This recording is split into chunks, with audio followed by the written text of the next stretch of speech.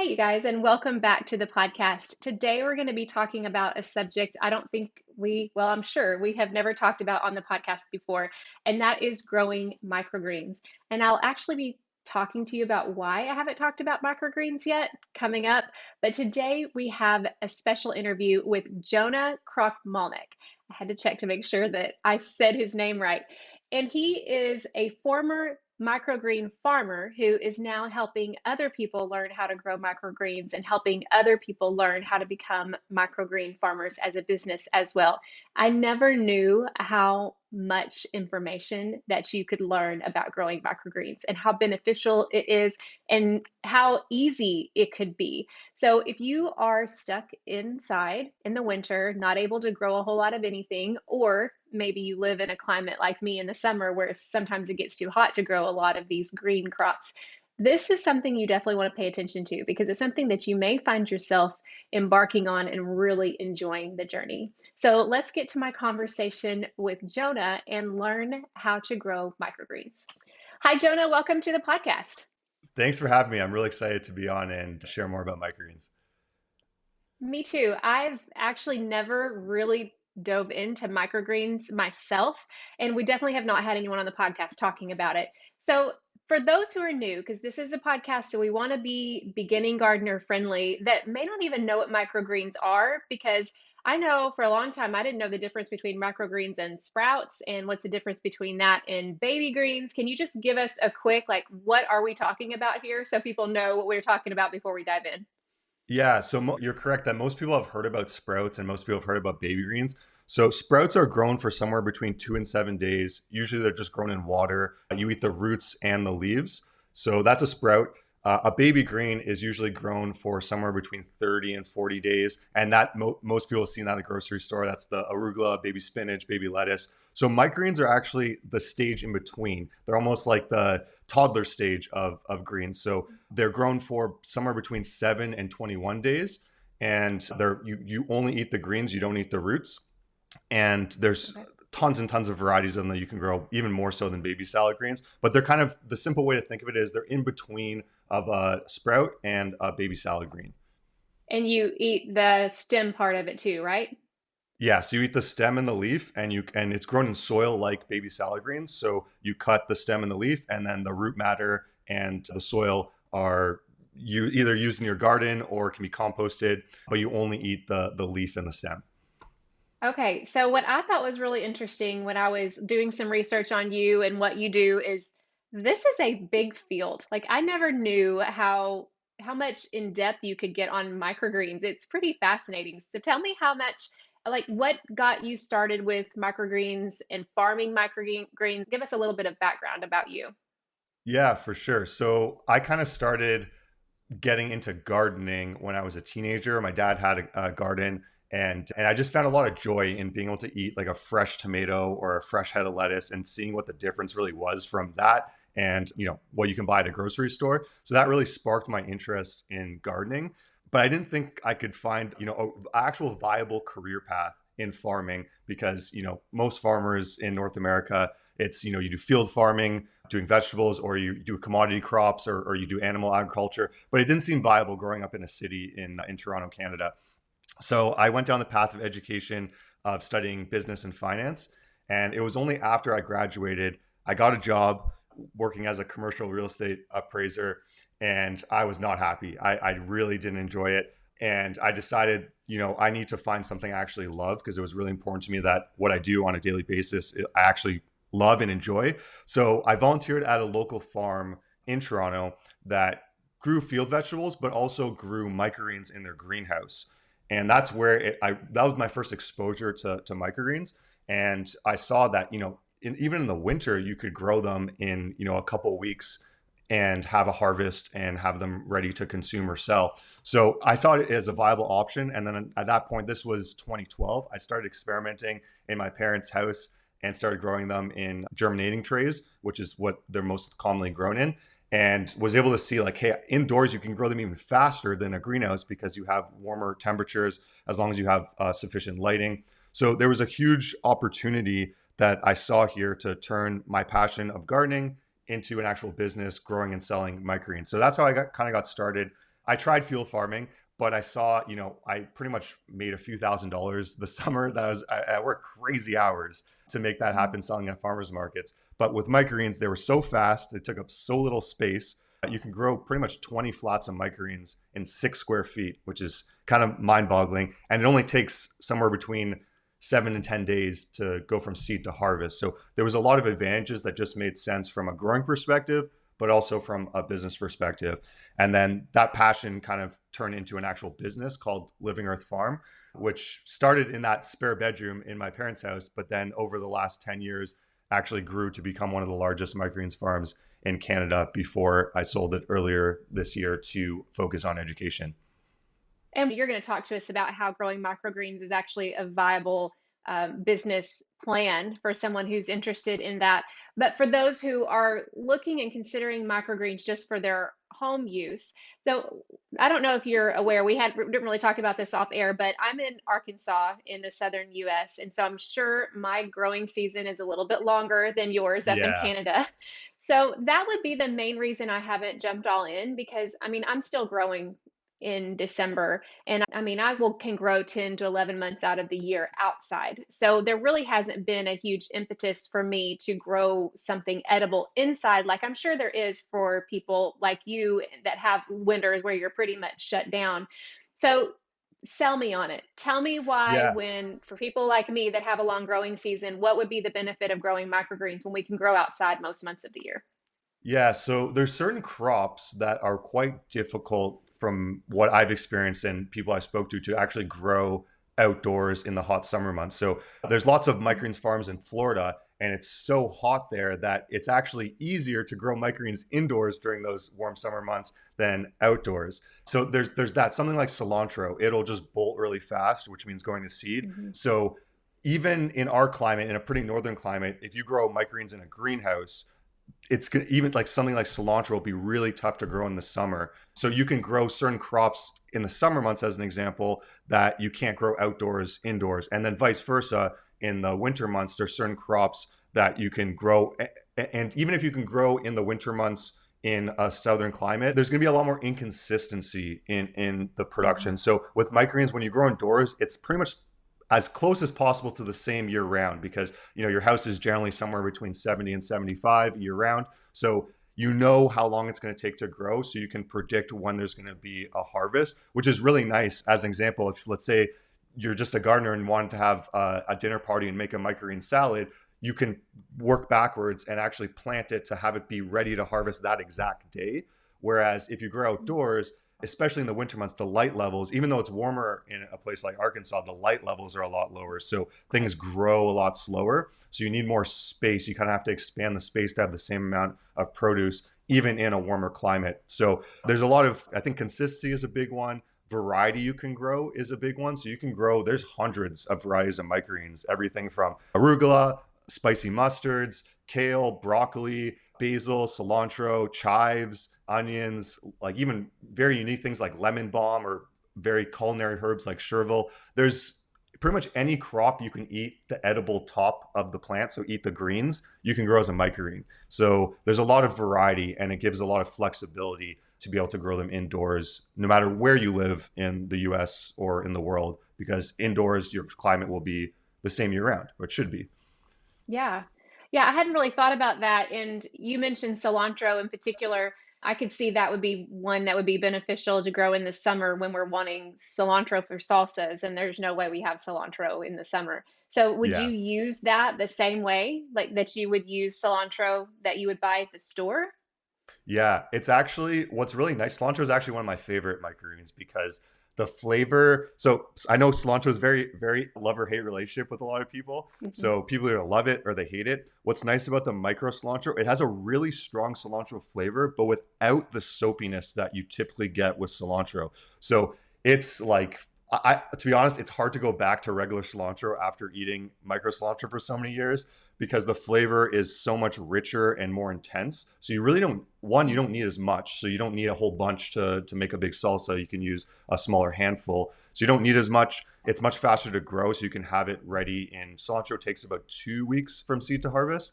So it's not one of the fastest growing microgreens, but it's still quite fast. And you can get, several ounces off a single 10 by 20 tray of cilantro in just a couple of weeks. Whereas in your garden, it could take, somewhere between probably maybe 5 to 6 weeks to get harvestable size Mhm. usually. Yeah, yeah, I can see the benefits of that because one thing that I noticed, and maybe this is just me as a gardener, I can tell when my cilantro is getting stressed and starting to bolt Yeah. even before it does. You can taste the difference. And the summer cilantro that I get at my grocery store has that taste. So you know that even there, wherever they're growing it, it's being stressed. So it would be Yeah. so nice to have that actual cilantro flavor when you really want it in the summer. I could definitely see that. What about now? You mentioned diverse flavors. You mentioned arugula, basil. How do you go about using it? You mentioned a like just a microgreen salad. I mean, how do you do that with dealing with all these different flavors? How would you know how to use them? So I think most people start with the basics, which are the ones that they are familiar with. So something, as an example, broccoli microgreens are probably the most well known because of the health benefits. So a lot of people have either potentially seen them in stores or have heard of them in podcasts and things about the health Hmm. benefits. So I would recommend starting with the more simple, kind of not as strong flavor. It's something like Chervil, like that's really like niche for chefs sort of thing. It's not commonly grown for, just consuming yourself, unless you are a chef or want to kind of make very like fancy specific types of dishes. But the way I consume microgreens, which I one way is for the health benefits, is juicing. So because they grow so fast, you can have a consistent supply in your house. So I actually made a juice this morning with broccoli microgreens and some fresh vegetables. My favorite way is actually in smoothies. So that's a way you don't really taste them for those that are not as inclined to get the flavor of greens but want the health benefits. And then more typically, people would use them as a replacement for baby salad greens. So any place you would use baby salad greens, so it could be a salad, it can be in a wrap, it can be, in stir fries. Something like pea shoots is great in stir fries. So a lot of ways you use baby salad greens, you can just replace them with microgreens and get more nutritional bang for your buck. So microgreens are quite nutritionally dense compared to baby greens, so you don't need as much of microgreens to get those health benefits as you would other types of vegetables. So generally speaking, there's lots of studies on this, but generally speaking, microgreens are roughly 4 to 40 times more nutrient dense than the mature vegetables. So for example, broccoli, if let's say it was 4 times, you can eat 4 ounces of broccoli microgreens and get the same health benefit of being a pound of mature broccoli, which is really, really cool and really Wow. interesting. So I think there's a lot of benefits on the health front with these greens. So it's great to be able to replace baby salad greens with microgreens. In my case, as much as I can, because of I'm very focused on health. Yeah, that was actually the next thing I was going to ask you about because I have read that the microgreen health benefits are incredible, and that was my question. So if you're wanting a certain nutrient density, you can eat much less and get all of that in such a smaller footprint. So really, you wouldn't even have to add that many to a regular salad to be able to enjoy the benefit. Exactly. Yeah. So yeah, mixing microgreens with baby salad greens is also a great way to use them because it can be a big change in depending on what variety you're growing. So generally for salads, I recommend either more mild varieties, or things if people that really like mustard greens, for example. There's just in mustards alone, there's so many varieties of different types of mustards, from mild to really, really spicy. So you can have different blends of that added to your salad. And I find I can use less dressing on a salad because there's so much more flavor compared to like a lettuce or a Mm. spinach, where I love lettuce and spinach, but they're very, bland tasting on their own. Yeah. So this adds some flavor without having the as much dressing needed to get that really like flavor profile or flavor pop in your mouth when you're eating a salad. Yeah, that's interesting. It reminds me of right before our last frost date, or I'm sorry, right before our first frost, I took my sunflowers and I just kind of broke them apart and it had already dried out. And I dropped the seeds hoping that next year they would sprout at the same place. Well, then we got a warm up and they all sprouted right before our freeze. And I'm like, oh, wait, I think these are microgreens. And so I started like trimming them at the soil and I felt really good that I was adding that extra nutrition to my salad, even though they grew out in the garden in that moment. Yeah, yeah. Sunflower microgreens are great. There's some very beginner friendly varieties. sunflower, pea shoots, kale, broccoli. They're almost foolproof to grow as a beginner because they're just so hardy, and as you can see, they just, they kind of just sprout up on their own. They don't need much care, and especially in Yeah. an indoor environment with the right temperature, which is somewhere between 70 and 75, is pretty ideal. They're quite easy to grow. So they really are well suited to beginners. Now, there are more difficult varieties to grow, but there's tons of varieties that are very easy to grow and people can have success right off the bat. So, what are some things that we would need if we wanted to grow microgreens at home, such as like supplies? Do we already have it if we are indoor seed starting, or is there something special that we need to buy? Yeah, so so it depends on what gardeners have. So there's a few items you need to start.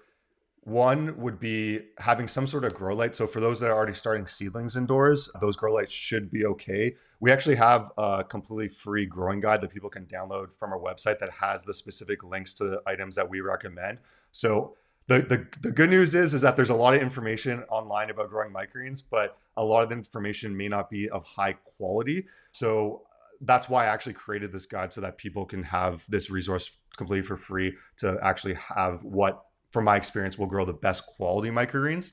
So grow lights are really important. You can, like, if you live, like you live in a warmer climate or somewhere like, let's say, San Diego, where it's pretty consistent year round, you can grow them outdoors, but you may have animals eating the seeds. And so there's other kind of issues at play there. So I always recommend indoors. It just keeps things simple. So grow lights is number one. If you're trying to grow quite a few trays, then a shelving unit can help. That's kind of more optional for beginners, but it just makes it easy to hang the lights. Otherwise, you have to kind of find a place to hang them. So some people could, Hmm. if they have extra space in their kitchen, they can just hang the lights under the cabinet and then grow them there. But a shelving unit just makes life a lot easier because you can just move it wherever you have space. Then you need seed. So the four varieties that I recommend to start are pea, broccoli, kale, and radish. And from some different seed companies have different quality of seed. So that's also why I built that into the guide so that people just have an easy, they don't have to worry about getting bad quality seed. So there's the soil, which would just be a potting soil, but I recommend Pro Mix just because it's easy to get most places in the country. So in US and Canada, it's quite easy to get a Pro Mix HP product at your local hydroponic store or your local garden center. So there's that. A really important one is fertilizer. So a lot of people don't think because microgreens are grown for such a short period of time that they don't need fertilizer, but they actually benefit significantly from it. And in 2021, I did a nutrient analysis comparing what I call like super soil, which is the Pro Mix with called Gaia Green 444. It's a commonly available fertilizer that's really good quality. Comparing that to just regular Pro Mix, and the nutrient values were anywhere from 40% higher for protein, as high as 200% higher for iron. Everything was in between that of all the nutrients we tested. So fertilizer is really important. It's pretty inexpensive, but it makes a huge difference. So this is one of the things that I'm very passionate about with growing microgreens is making sure people fertilize the soil because the soil is what grows the plants. So if you have good soil, you're going to get much better tasting, higher yields, and more nutritious plants to eat, which I think is important. And then the last two items would be trays with holes, which is just a standard. They're a little bit shorter than standard garden trays. So they're about an inch and a quarter, I believe. So a tray with holes and a tray without holes. And the reason you have two is so you can actually lift up the tray with the soil and seed in it and then put water in the tray without holes so you can water from the bottom and keep the microgreens nice and dry. So those are the basics. There's not a whole lot of items you need to get started. There's a few like optional ones. For example, a Wi-Fi timer would be helpful for people so they don't have to turn the lights on and off manually every day. So something like that you get for like $10 on Amazon that just makes life a lot easier. But for the most part, it's super simple. There's not much you need, which is fertilizer, soil, seed, lights, trays, and that's pretty much it. So going back to the fertilizer, do you recommend the liquid fertilizer or granular fertilizer to mix in with the soil? Yeah, so I'm a big proponent of organic agriculture. So the fertilizer that we recommend, the Gaia Green 444, I've done over the last 10 years of growing microgreens, I've done like an insane amount of testing on different fertilizers and found that this specific one's really great because it has a big diversity of ingredients. So the more diverse your soil, the more consistent it'll be, but also the more nutritious it'll be. So liquid fertilizers, you can use them. Like there's a lot of growers that will grow microgreens with liquid fertilizers, but you may not get the same nutritional benefit because this fertilizer has rock dust in it. It has insect frass, bat guano. It has like a long list of really good, high quality organic ingredients. So you'll get more nutritional value from using a fertilizer like this. This is a powdered fertilizer, which is also why I like it because it's already broken up. So even though it's not a liquid, because usually liquid is more absorbable by plants, but because it's already a powder, the bacteria get to work right away, break it down, and it's pretty fastly available to the plants, which is a really great benefit of having a powdered versus a granular fertilizer for dry fertilizers. You said you did a lot of tests. Did you ever test the organic fertilizer against the synthetic fertilizer as far as nutrient density of the microgreens, or did you stick straight to organic? So what I did was I compared our product to a local certified organic competitor that I kind of knew more or less what their growing techniques were, and then I was able to see what the difference between using a super soil and using just a regular pro mix without any nutrition. I'm actually doing a lot of testing right now. I just filmed a bunch of content for comparing different soil recipes, even things like using hemp mats, which is something that some people use instead of using soil. So right now I have growing upstairs radish microgreens comparing the super soil recipe with just regular pro mix with these hemp mats growing. So I'm doing a lot of these type of tests to show people, not just because it's one thing for people to hear me say why they should use this recipe, but it's different to actually see it in action. So I really, from an education perspective, I really want to show people the difference between different types of soils. So that's actually one of the tests I'm going to do is comparing a synthetic fertilizer with pro mix to the super soil and see what the difference is. And it's fun. It's like being a kid again doing these Yeah. experiments. So I'm excited to share people with that over the next few months. I love that. I love doing tests in my garden, and I'll be interested to hear what you find. I'm very much a proponent of organic in my garden, especially my garden soil and my raised beds. But I've become a little bit less dogmatic when it comes to like containers because you don't have the risk of it, flushing out into the streams and the water sources and disrupting the microbiome of your soil outside. Yeah. And so I think some people do that. They compromise there in indoor seed starting, and I just wondered if there was a difference there. So that'll be interesting to see comparing as you do that. We'll definitely have to follow along with you on that. So it sounds like you really don't have a whole lot of things you have to acquire. When it comes to the seeds, though, like you're buying a lot of seeds because you're buying them in bulk, right? So do you buy them like as quote microgreen seeds from seed suppliers? Yeah. So there's tons of seed suppliers now because microgreens have really exploded in popularity the last decade. So there's tons of companies selling microgreen seeds. But it's important to buy from reputable suppliers because you want the seed to be tested for disease and pathogens. And you want the quality of the seed is really important because you can have the best growing setup, but if you're not using a high quality seed, everything else doesn't matter because it starts with the seed. So if you don't have that quality of seed, then there's not really much else you can do to improve the growing system. In terms of quantity of seed, it depends on the variety. So something like peas, you put quite a bit. You put about 350 grams per tray. So each tray you grow, you need quite a bit of seed. Whereas something like broccoli, you only need 10 grams of seed. So if you bought a pound of broccoli seed, that does quite a few trays. And when you buy a pound, it's not that expensive. It might be $20 to $30, for example, for broccoli, and it might be $5 to $10 for something like pea. So they're pretty inexpensive to grow for the amount of food you get. Because for example, pea shoots, you'll get somewhere between like 600 and 800 grams of pea shoots in one tray, which is a lot of salad greens to consume for someone. Unless they got a big family, then it's a lot easier. Okay, so walk us through, like you have this step-by-step guide, and I know you probably have much more information on your resources that we'll share at the end, but just give us a big picture overview, what someone can expect from the very beginning to harvesting. Yeah, for sure. So day one would start with filling the trays with the soil. So you would take the ProMix HP, add in the fertilizer. The ratio is in the guide. So you can just weigh out the amount of fertilizer you need, mix it all up, fill the flats.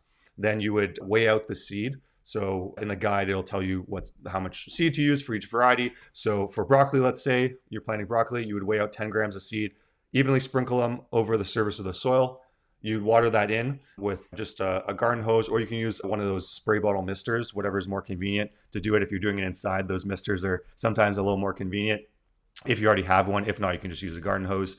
And then you would let that sit for 3 days. So you would put a tray on top. If you're growing multiple of them, then you would stack them together because that gives a little bit of weight, and that weight will actually help the roots orient downwards. So when you're growing one seedling, let's say you have one broccoli seed in a pot, there's no competition in the space, so the seed will naturally find its way down. But when you have, lots, like, talking about thousands and thousands of seeds on one tray, you'll want to put a little bit of weight on that tray to help the seeds orient downwards into the soil.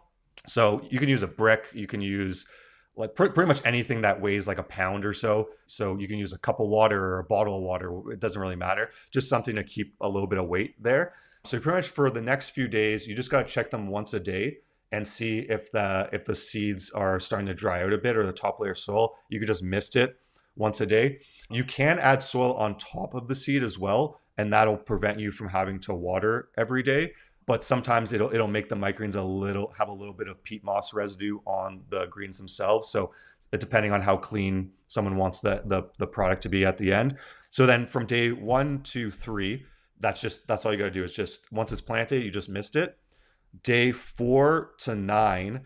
So on day 4, you pretty much would put them under lights because that's when they'll be done germinating.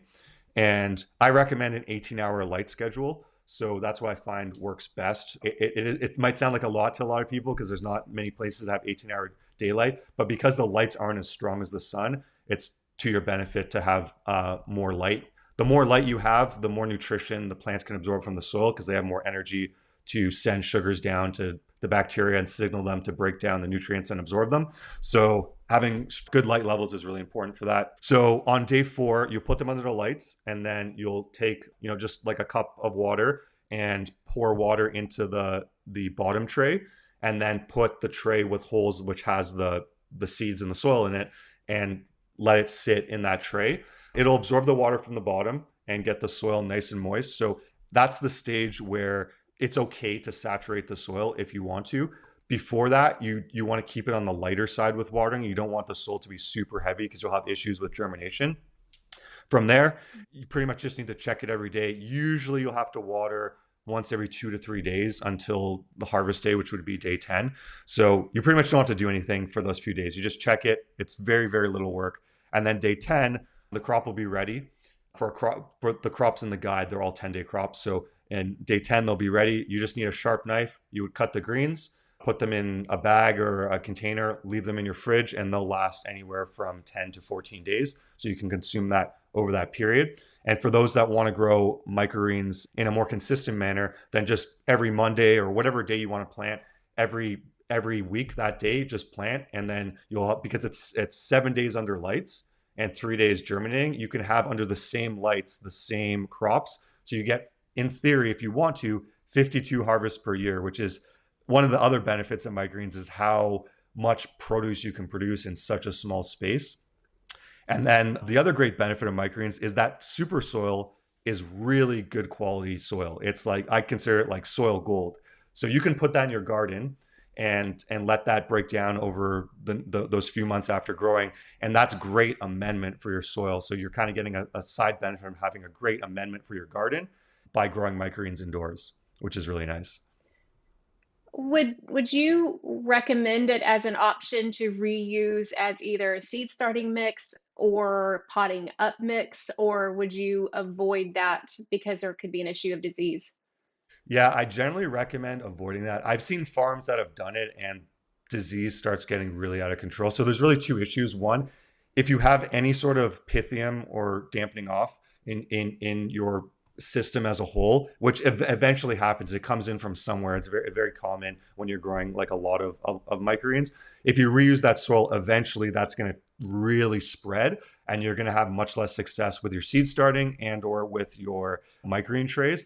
So that's one major issue. And the other one is there's something called hard seed. So not all the seeds are going to germinate. A certain percentage are going to stay dormant, and it's just a survival mechanism for plants in case there's a bad weather event, that there's a early frost and all the plants die or whatever, that they can actually survive throughout different climatic conditions. So some of those hard seeds will pop up later on. So it's even in your garden, it's important to put this soil somewhere where you don't mind having a few broccoli sprouts pop up. So if, for example, like I did this to my brother by accident. I gave him a bunch of cilantro trays and he hates cilantro. He put them in his garden and he had cilantro popping up the next spring and he was not happy about it. And I didn't even clue in when I gave him the soil. So just keep that in mind if you're going to put the soil in your garden, that you will have some, whatever variety it is, whether it's broccoli, radish, etc., will pop up in that spot. Not a lot, not the density of a microgreen tray or anything like that, but there will be some pop up of seeds from that hard seed.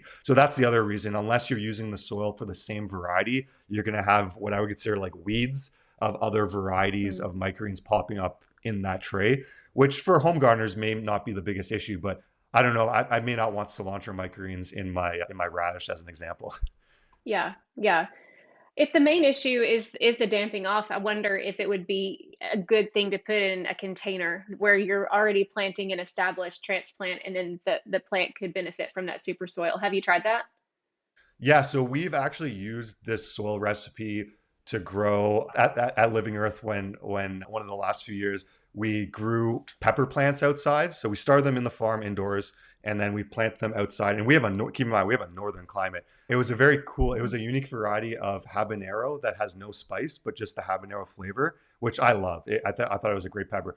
One plant in a like just a tote of soil, the super soil, we got over 230 peppers from one plant. So yes, you can Wow. definitely use the soil recipe for seed starting and you'll have like supercharged seed starting. But just be careful, because if you plant your seeds too early in the spring and you use a soil recipe like this, the plants will grow faster. So they will outgrow the pot faster than if you just use a standard potting soil. So just something to keep in mind, because I know a lot of people get eager to start seedlings in the early spring. But if using this recipe, I don't know if I would call it a downside, but just to be aware that it will grow a lot faster. So you want to start them a bit later using this soil recipe than standard potting soil recipe. And I'm assuming that you only use the soil once for microgreens, or can you reuse it for microgreens? Yeah, so with those two issues, I recommend not reusing it and using it just in your garden. You technically can. There's nothing stopping you. It will, the risk gets higher and higher each time you reuse it to have Pythium take over, and then you may have failed microgreen trays instead of having success. So just from, because if most people are growing microgreens, if they have a space to put the soil, it's just better off to put in the garden and start fresh with fresh soil. You'll have much more success on the microgreen side for sure. Okay, well, the last thing I want to ask you about, you mentioned how you obviously you turned this into a business for yourself, and now you're trying to help other people turn this into a business. Explain to me just briefly how this is so profitable. Compare, I mean, maybe even compared to field farming, I'm not sure, but like what's the market, and is the market the same everywhere, or is it mainly, for fancy restaurants? Tell me, if someone's interested in this, what they need to know. Yeah, for sure. That's a great question. So the great thing from a business perspective is they don't take much space. So anyone can grow them in their house. If you have one of those racks, you can grow 20 trays of microgreens per week, because you're growing that you would, as a beginner, you would grow the 10-day crops, which have 7 days under lights. So each tray on average sells for about $25. So each week you can make $500 from revenue from 6 square feet of floor space. So most people easily have 6 square feet of extra floor space. So that would be $2,000 a month. And it doesn't take much time to grow 20 trays a week. It's not like a big time commitment. So it's great for people that have full-time jobs and want to potentially start making a living from doing something that they're maybe more passionate about, or just want to try something new. So from a growing perspective, they're really easy to grow. They're fast growing. Because you get 52 crops a year, that's how it becomes so profitable. So in that one rack, it would be one rack alone would be $24,000 a month in revenue. So you can see how you scale it from one rack, two racks to 10 racks. It replaces your full-time income pretty fast, and the margins are really high because there's not really much involved on the cost side.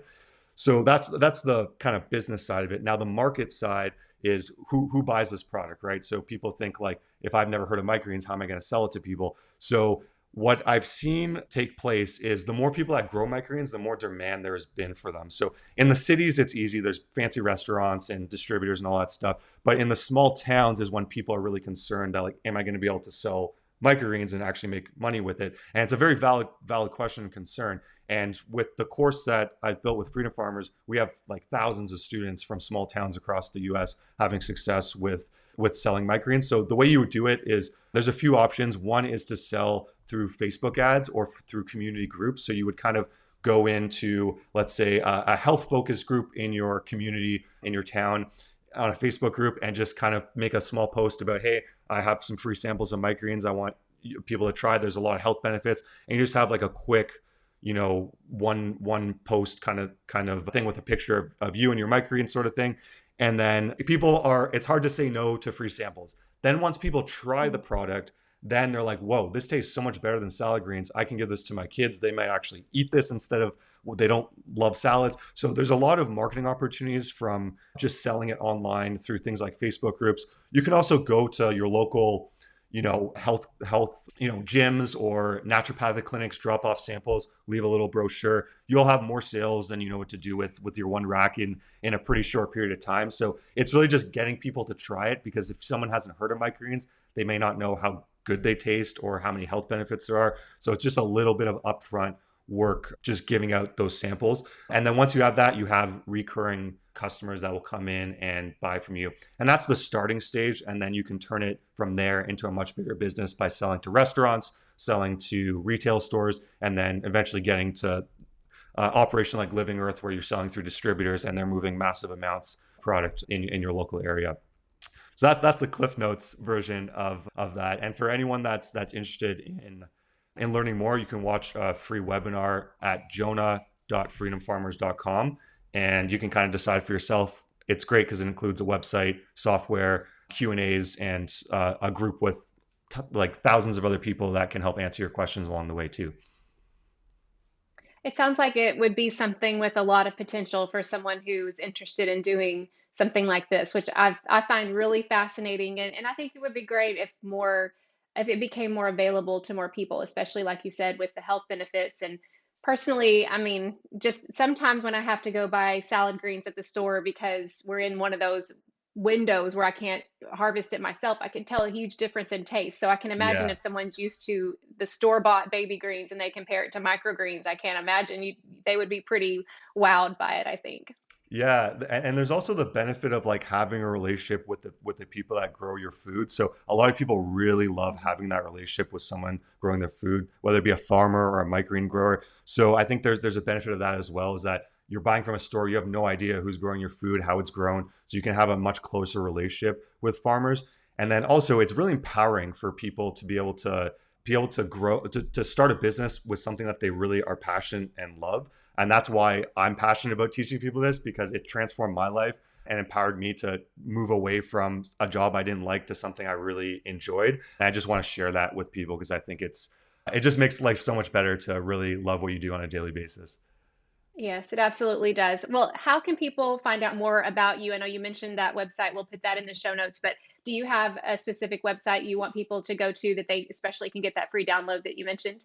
Yeah, yeah. So there's just a tab on the top of our website that you can download the free growing guide. So it's microgreensconsulting.com, and people can download that totally for free and start growing without having to take a course or anything like that. And then for people that want to start a business, then they can consider watching the webinar and taking the course. And then I started a podcast to help people also, just interviewing farmers that are growing microgreens to get a better sense for people, beginners and experts alike, to get a better sense of what it's really like running a microgreens business. And then I have episodes that are just kind of helping people along the way with different topics. But just hearing from farmers, I think, is really helpful for people that are interested in starting a business, because it gives a lot more perspective on what the reality is of running a microgreens business. Yeah, I was looking at your information to prepare for this interview and I saw that you had a podcast and I'm like, wait a minute, a podcast just on microgreens? This is way more in depth than I ever thought. So I'm really appreciative of you coming on the podcast today and sharing all of this with us and with those who are listening. And at the very least, I think you've got me inspired to try a little bit of this and see how it goes for me. So thank you so much for sharing your knowledge with us today. Awesome. Yeah. Thanks for having me on. It's been great chatting. I hope you enjoyed that conversation with Jonah, and thank you so much for joining me today. We will have the links to everything he mentioned in the description below in the show notes, and you can check those out if you're interested in growing microgreens further. So, thank you so much for joining me today. Make sure you're subscribed so that you can hear the next episode of the Beginner's Garden podcast on your favorite podcasting app. And I will chat with you again on Tuesday.